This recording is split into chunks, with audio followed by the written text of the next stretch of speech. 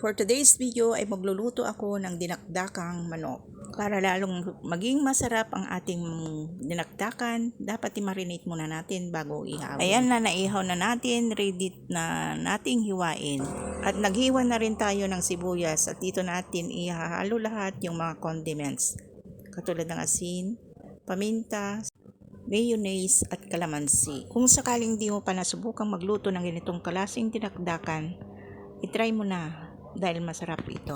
Bukod sa masarap na, masustansya pa ito. Kung sakaling nabot mo ang puntong ito, that means nagustuhan mo ang aking video. Kaya paki-like and share mo naman para makita rin ng iba.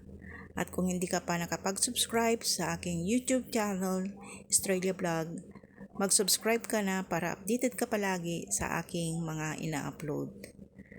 Yan guys, i-mix na natin mabuti yung mga ingredients niya. Tapos, i-mix na natin dito yung hiniwa-hiwa nating manok. Ayan, nakagawa na naman tayo ng isang recipe. Bukas na naman kaya ang lulutuin natin.